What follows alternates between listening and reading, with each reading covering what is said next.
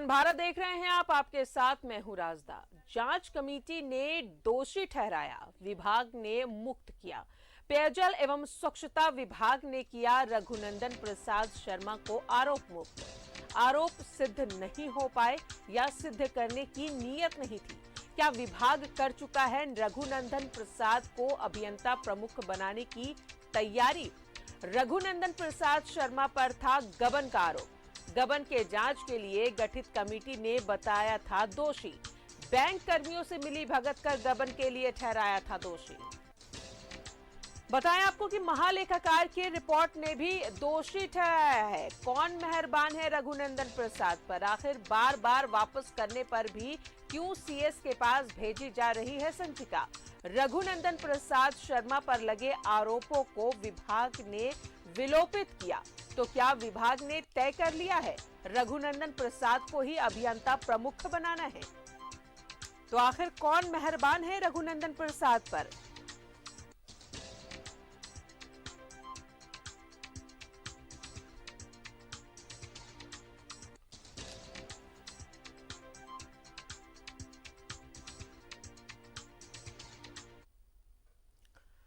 पेयजल एवं स्वच्छता विभाग में अभियंता प्रमुख को लेकर अंतिम चरण की जबरदस्त लॉबिंग शुरू हो गई है। मार्च को विभाग का नया अभियंता प्रमुख कौन होगा, इसे लेकर सत्ता के गलियारे में तरह तरह की चर्चा है। विभाग भी गोपनीय तरीके से चाले चल रहा है। 28 फरवरी 2022 को अभियंता प्रमुख श्वेताब कुमार सेवानिवृत्त हो रहे हैं। पेयजल विभाग का अगला अभियंता प्रमुख कौन होगा, इस बात पर अब तक सस्पेंस बना हुआ है। इसे लेकर एक रेस चल रही है और वो भी दागियों की। पेयजल अभियंता प्रमुख बनने का जुगाड़, रेस में दागी। कोई भी इंजीनियर पूरी नहीं कर रहे अहर्ता। सिस्टम में जो होगा फिट उसे मिलेगी कुर्सी। जाने क्यों महत्वपूर्ण है अभियंता प्रमुख का पद? अभियंता प्रमुख विभाग के सभी अभियंताओं को हेड करता है। विभागीय सचिव के पास कोई भी संचिका इन्हीं के मार्फत भेजी जाती है। कनीय अभियंताओं की पोस्टिंग प्रमोशन यही करते हैं। सहायक अभियंता, कार्यपालक अभियंता की पोस्टिंग, स्थानांतरण, पदस्थापन इनका जिम्मा है। जलापूर्ति योजनाओं के क्रियान्वयन और उसकी समुचित व्यवस्था तय करने की जवाबदेही इनकी होती है। नल जल घर योजना, शहरी जलापूर्ति योजना, ग्रामीण जलापूर्ति कार्यक्रम और स्वच्छ भारत मिशन इनके जिम्मे नहीं है। अन्य सभी कार्य अभियंता प्रमुख के जिम्मे ही है। 5 करोड़ से ऊपर के टेंडर में अभियंता प्रमुख की अहम भूमिका होती है। यानी आसान भाषा में पैसा ही पैसा होगा। अभियंता प्रमुख की रेस, खिलाड़ी नंबर 1 सीडीओ मुख्य अभियंता रघुनंदन प्रसाद। रघुनंदन प्रसाद पर वित्तीय अनियमितता के गंभीर आरोप हैं। महालेखाकार और विभाग ने संयुक्त जांच की थी। इन पर आदित्यपुर और जमशेदपुर में 50,83,000, आदित्यपुर प्रमंडल में 66,16,000 की अवैध निकासी का आरोप है। इस मामले में एजी और विभाग के संयुक्त जांच दल ने रघुनंदन प्रसाद पर एफआईआर करने की सिफारिश की थी। मामला निर्मल भारत अभियान से जुड़ा हुआ है। रघुनंदन प्रसाद की फाइल तीसरी बार मुख्य सचिव के अनुमोदन के लिए बढ़ाई गई है। इसके पहले भी 2 बार फाइल ऊपर बढ़ी थी, लेकिन उसे लौटा दिया गया था। अभियंता प्रमुख की रेस, खिलाड़ी नंबर 2 पीएमयू के मुख्य अभियंता संजय कुमार झा। जल जीवन मिशन की धीमी गति के लिए संजय झा को दोषी माना गया। संजय झा से विभाग ने जल जीवन मिशन में धीमी गति को लेकर स्पष्टीकरण मांगा था। विभाग को मुख्य अभियंता ने स्पष्टीकरण सौंपा था, जिसे विभाग ने स्वीकार योग्य नहीं पाने जाने पर कार्रवाई की बात कही।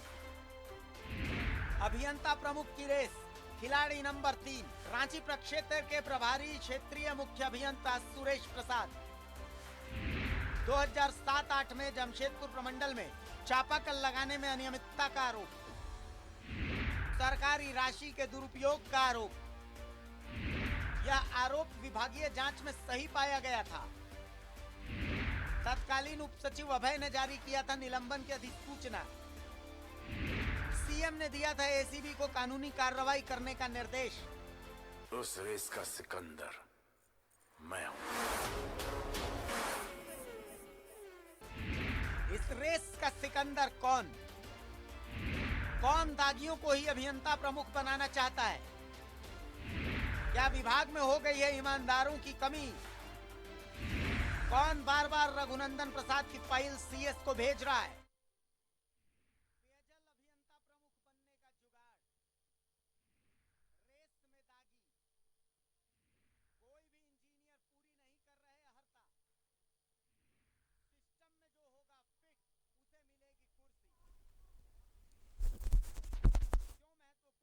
क्या वाकई में विभाग में ईमानदारों की कमी हो गई है जो ये दागी अब रेस में है? आखिर कौन है जो इन दागियों को अभियंता प्रमुख बनाने के लिए जद्दोजहद कर रहा है? रघुनंदन प्रसाद पर वित्तीय अनियमितता का गंभीर आरोप है, उसके बावजूद कहीं ना कहीं कोई तो है जो जिनके संरक्षण में है और इन्हें पेयजल अभियंता प्रमुख बनाने की तैयारी चल रही है, क्योंकि काफी अहम हो जाता है अभियंता प्रमुख का पद और कई अभियंताओं की जिम्मेदारी प्रमुख पेयजल अभियंता प्रमुख पर होती है। तो आखिर कौन है वो जिनके संरक्षण में है ये?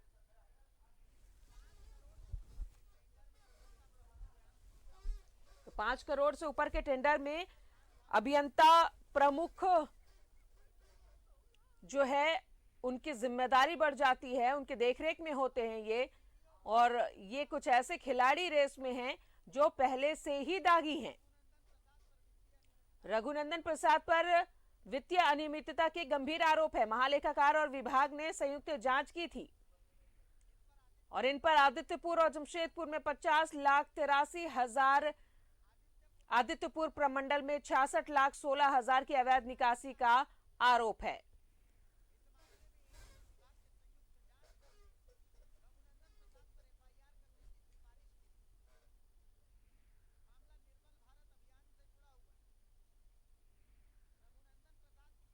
तो अभियंता प्रमुख की रेस में कई खिलाड़ी हैं और जितने भी खिलाड़ी हैं वो दागी हैं। इस रेस में आखिर क्यों ये दागियों की भीड़ लगी हुई है और कौन है जो इन्हें पेयजल अभियंता प्रमुख बनाने में जुटा हुआ है?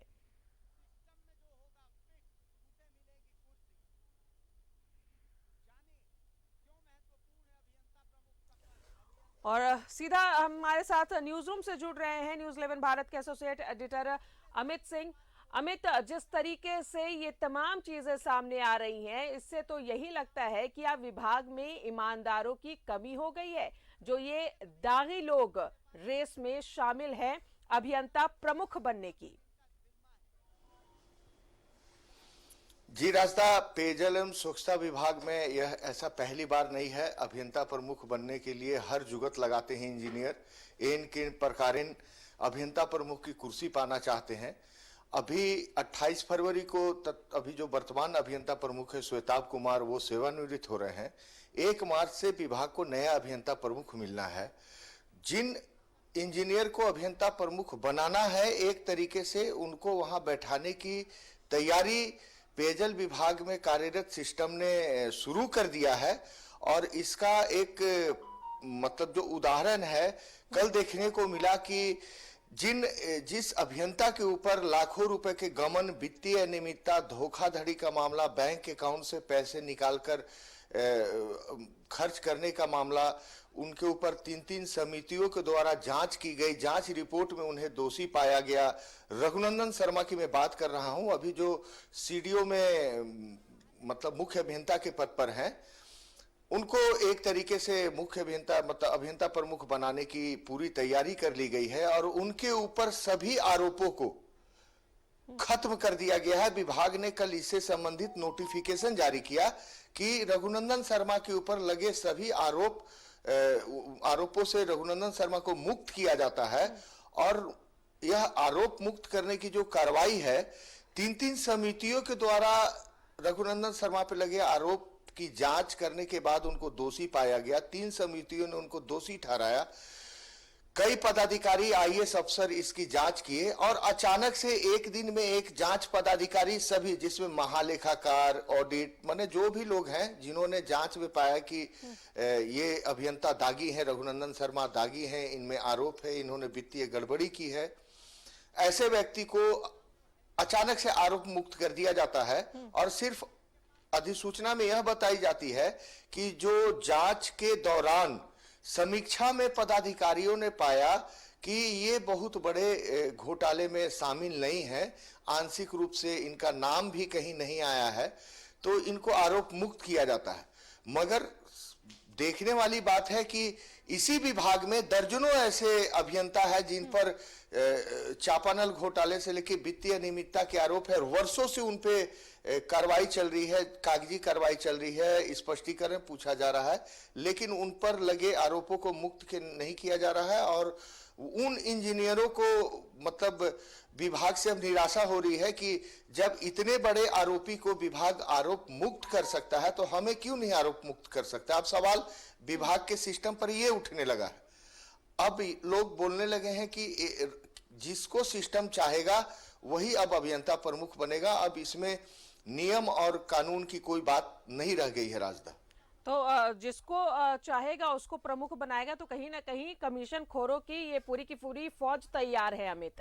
और जाहिर तौर पर एजी की रिपोर्ट ने दोषी ठहराया, जांच कमेटी ने दोषी ठहराया, और कैसे ये क्लीन चिट कर दिए जाते हैं विभाग की तरफ से, कैसे आखिर क्या आरोप सिद्ध नहीं हुए इन पर जो इन्हें क्लीन चिट मिल गई।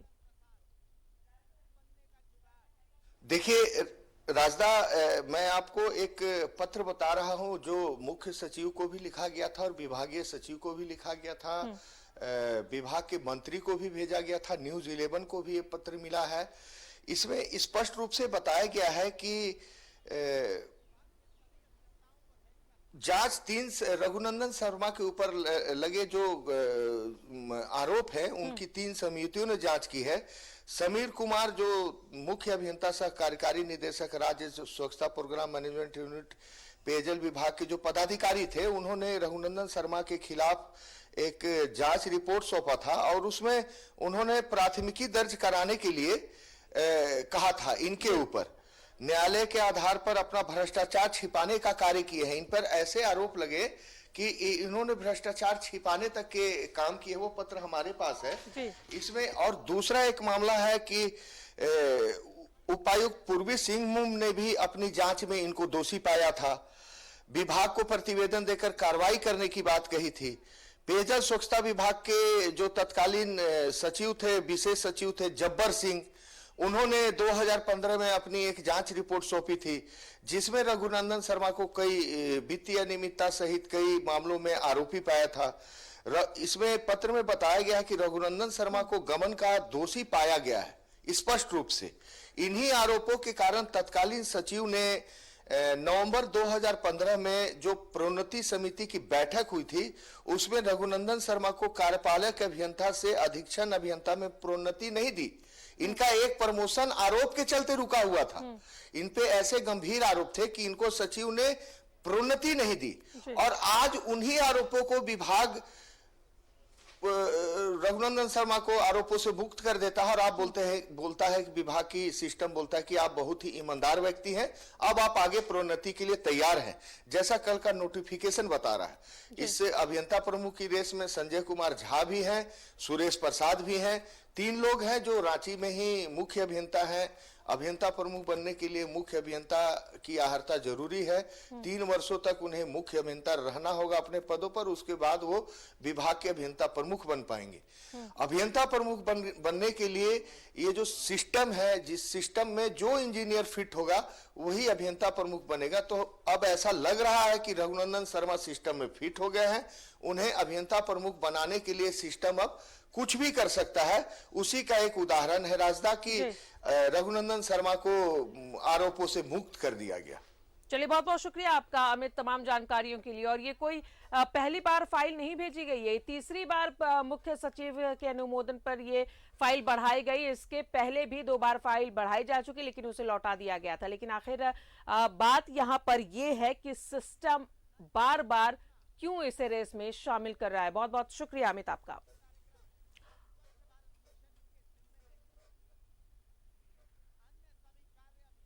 इसी के साथ ही रुक रहे हैं एक छोटे से ब्रेक के लिए।